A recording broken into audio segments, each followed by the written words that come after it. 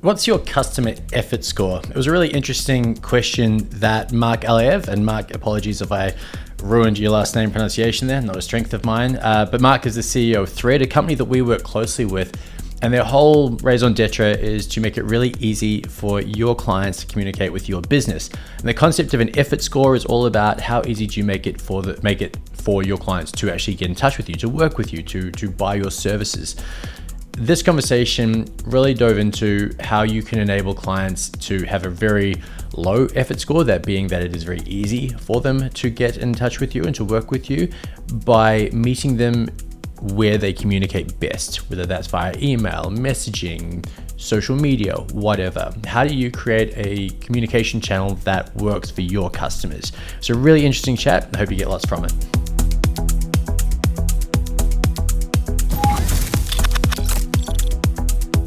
All right, Mark Alayev, CEO at Thread. Thanks for coming on. You are a partner of ours, a vendor that we work with, but a lot of people won't know you in the way that we do, or at least your business. So do you want to just give us a bit of a overview of how you got to this role, the business, and how the catalyst for its growth? Yeah, absolutely. Thank you for having me here. So I've spent 10 years working in the MSP industry, and where I started was probably the funniest job title ever from The Office. I was an intern to the service desk.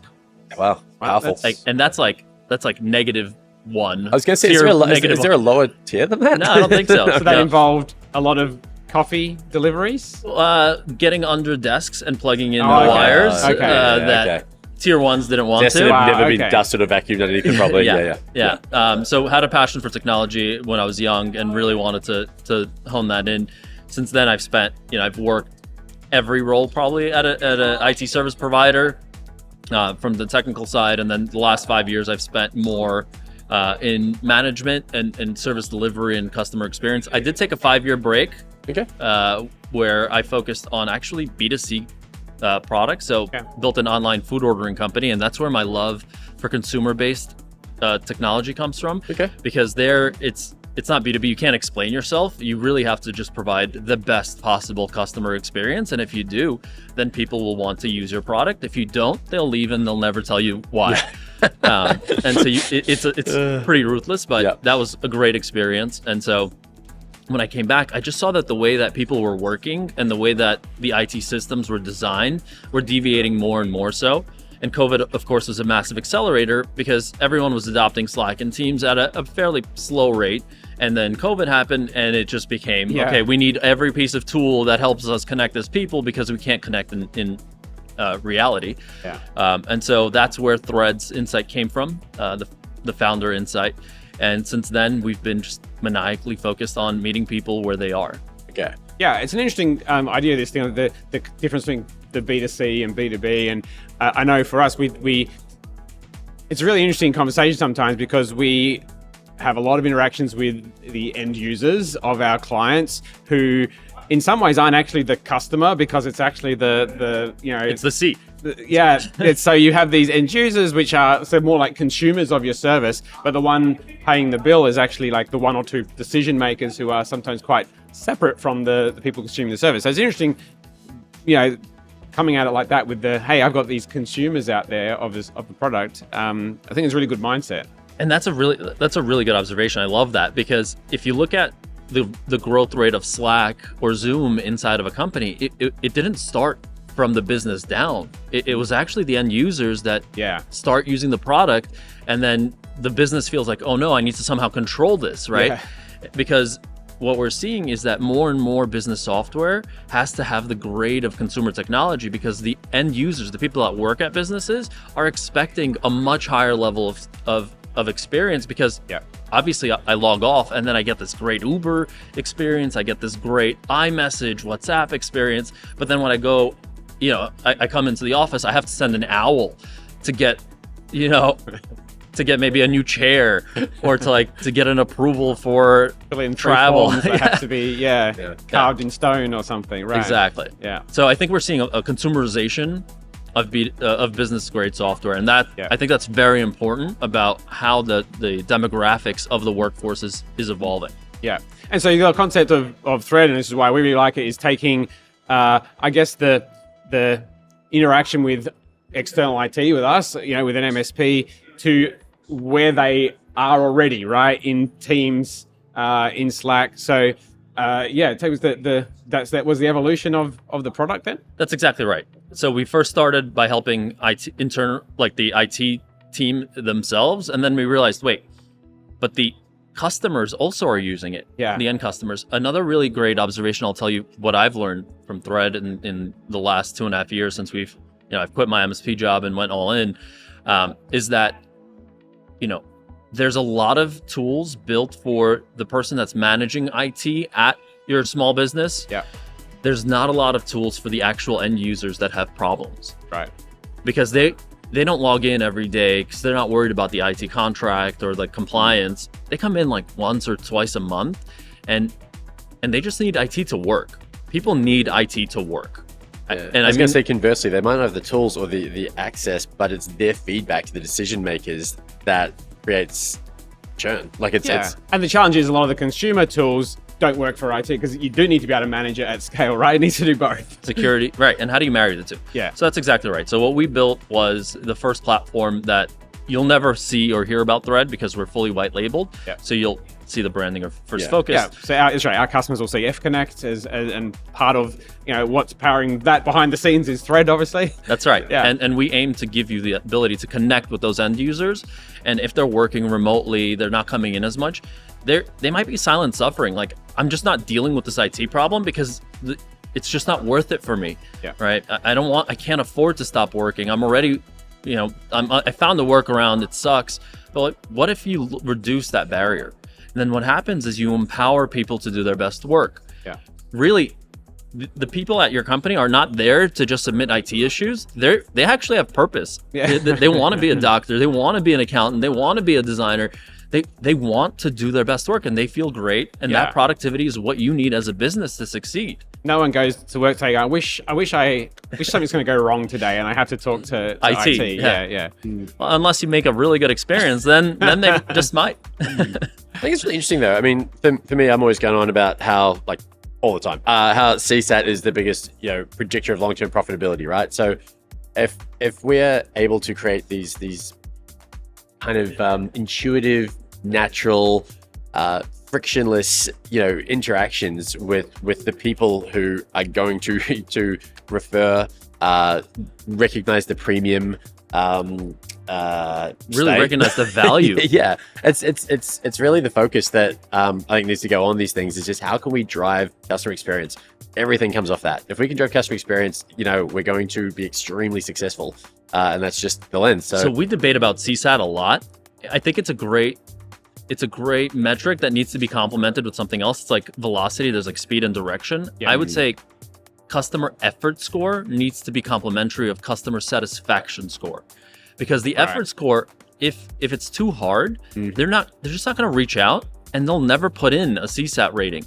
So you just don't have that visibility of how hard is it to actually reach out? How hard is it to get service? How do you measure that, or how do you know? How do I kind of do a self-assessment on yourself in terms of how easy are we to do business with? That's right, because some people will reach out because whatever the problem is for them is worth it, right? There's always a trade-off. Yeah. If it's a really bad problem, I will most certainly take that effort.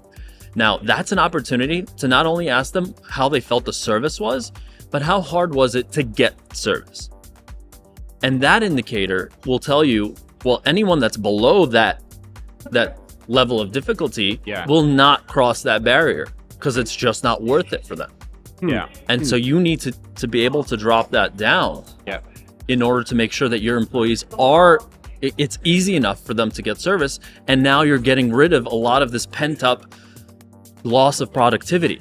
Like these SMBs, we don't have a lot of employees. It's every employee's productivity matters. When you're a large company with crazy margins and you have awesome cash reserves, okay, you can afford a 20%, like 7 levels of middle management. But when you're a small company, like every person's input is felt.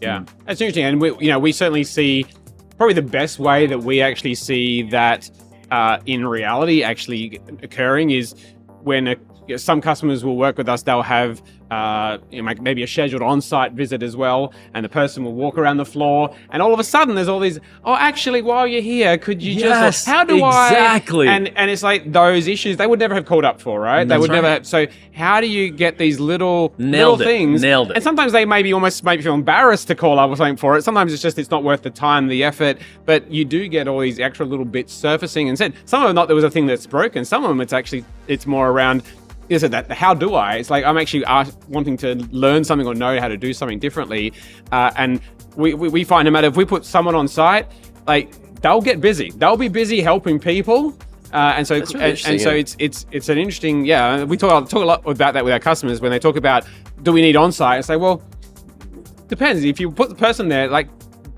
things will happen. They will be busy. There's so many angles to it. Sorry. No, you go. There's so many angles to this, right? Because if the effort goes down, you go from just fixing things that are broken to becoming technology enablement. Absolutely, yes. And now you're getting those questions, like to your point, well, how can I? Yeah. How would I? How should I? Versus I can't. Yeah, that's right. So that's a really interesting sort of, I don't think it would be a survey, but it's a conversation. I think like what would have got, like if you're in that environment, right, and you're the TAM or the account manager, it's like, I saw that on site you requested this. What would have, in what format would you have felt comfortable doing that in another way, like remotely?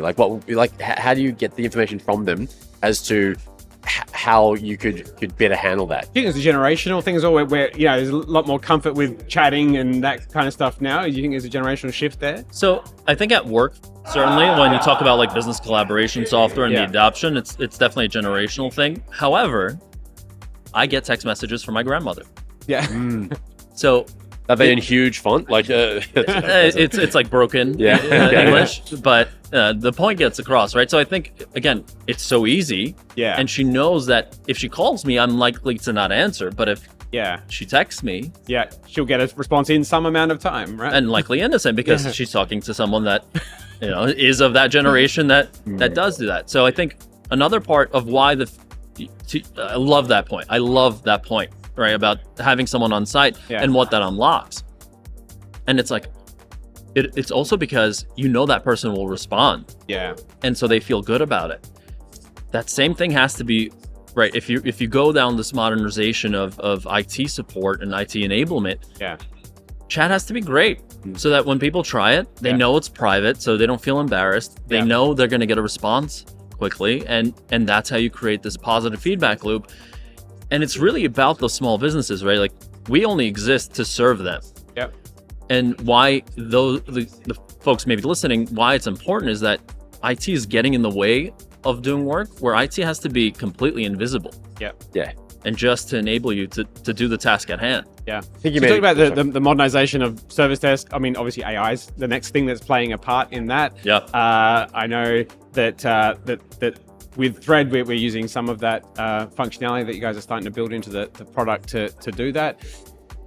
It's a huge topic in itself, but your thoughts on AI in driving change in a service desk kind of environment? Yeah. So this week we launched our new website. Yep. And announced that we are the AI service desk for MSPs. So yes, we're very much thinking about that. Yeah.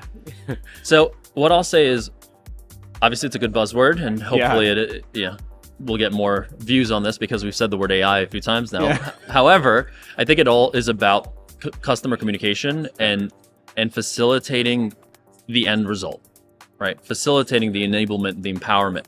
And so how we think about it is, okay, well, what matters the most? You want to get a response quickly so that the customer feels like, okay, someone's listening.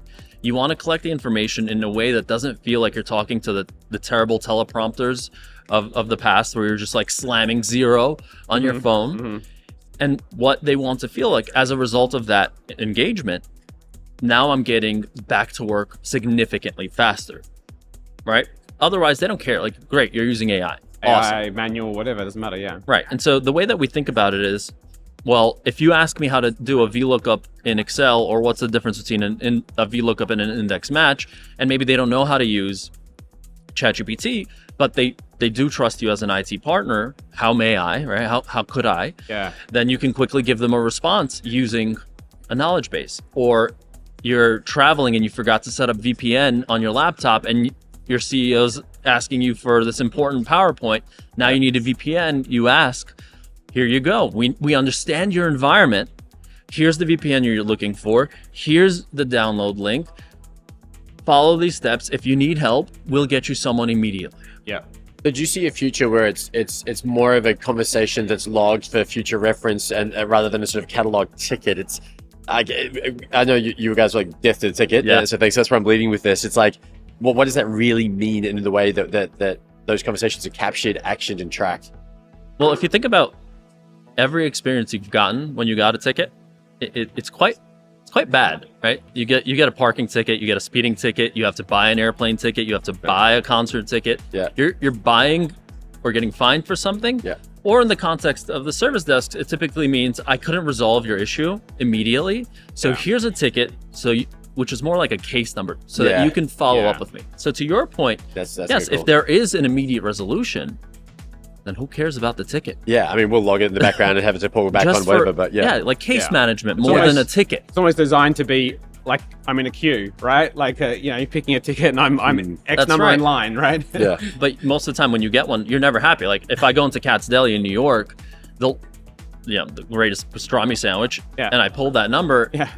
Okay, I'm at Cat's Deli. I'm kind of happy. But if I was able to just go and get my sandwich, I'd be a lot happier. Yeah, right. That makes a lot of sense. That's cool. I was just going to come back to something you said before about there's a difference between the format in which you're able to communicate, or the structure, I guess, of that, e.g. chat versus email or whatever. But your point about the I guess the format is one thing, how you're communicated with through that is an entirely different thing, right? And I think that was your point about, it's still going to be good chat inside an instant chat thing. It's still going to be good, intuitive, logical, not, is it this? No. Is it that? No. Like, so I think that's the other really important part that's still, certainly in, some scenarios is still not great, and sort of put me off doing, website chat, sort of stuff like that, depending on what I can be. We've talked about this kind of sort of the perceived ease of use, but also the perceived usefulness. Yeah. And you only get a couple of goes, and if it's like, oh, this is not useful, you give up and you don't try that again for a while, right? That's right. Yeah. And certain mediums have a certain optimization, like natural optimization. So for example, a phone call, they just feel like it feels like you're getting into connection with someone. You're holding on to something right now. Yeah. And so that will always probably be the case for whenever there's a highly urgent thing, right? Like the whole office can't access QuickBooks or something like that, right? Yeah. So I think an email is overly optimized for things I don't care about, but I'm just going to send it in and whatever. When it happens, it happens. Yeah. I don't think those things are going to disappear. I do think what's going to happen is that as we get more chat oriented, we'll be able to optimize that for great service delivery. And you'll still need to send an email because someone's not always looking at their chat, and you just want to let them know that, hey, I've resolved everything. This is what I've done. Yeah. Let us know if you need anything else. Or if something's really urgent, like, hey, we need your approval to restart the server, you're still going to call. Yeah. Right? So it's not that we're not saying death to the phone or death to email. We're saying let's use every channel of communication so that we can empower our customers to just work and provide the best level of service in that channel. Do you see a place in the future for kind of virtual sort of phone agents where it's, there's a bit of conversation yesterday with someone around, using kind of an AI kind of actual voice. AI generated voice. So you could basically do like outbound cold calls all through AI. But using that in a service desk concept. In reverse to accept phone calls, right? To your point. So there's a reason why it's called ChatGPT. Yeah. And that reason is because it does take some time to generate a really good response. Yeah. What I'm worried about is that a lot of people are trying to say, hey, we're going to do voice AI, we're going to do that. Well, look at in natural language, I can pause for a few seconds and you understand that, but usually it's like millisecond reaction time for it to feel natural. Right. So I think the technology still has a certain way to go in order for it to feel natural. Otherwise, 0, 0, 0, 0, right? So yes, do I believe it's going to happen? Yeah, and I think there's some great breakthroughs about getting that rate of response. Yeah. It is on our roadmap to first listen to phone calls to empower the technicians with the right information and to say, like, here's this person has called a third time about the same problem. Yeah. Okay. Or like you've already spent 5 hours trying to fix their computer, swap them with a spare, right? Like stuff like that, I think will be the first foray. But anyone that's really going to start putting LLMs in front of human beings, and in our industry, we're not selling sneakers and then providing support for getting a refund, which is okay as long as your sneakers are great. For us, service is the main thing we provide. Yeah. So we cannot mess with that. Yeah. We have to provide great service. Yeah. Otherwise, why would those customers stay? Like, Yeah. I think we'll call it there because I think that we're probably going to get kicked out at some point. It feels like it's kind of closing hour or something. But thank you so much for the chat, mate. I just genuinely learned a lot there. I'm going to come back to that effort score thing and think about that a little bit. So appreciate it. Yeah. Thanks so much for having me. Good. Cool. Thanks, mate. Glad we made that happen. I like having notes. It makes me feel like I'm hosting a late show of some sort. But off the back of that conversation with Mark, if you've got any questions, feel free to reach out in the comments or hit me up directly on LinkedIn. And of course, additionally, if there's anything you'd like us to talk about in future episodes to help you get ahead in your business, I am all ears and would love to have a chat.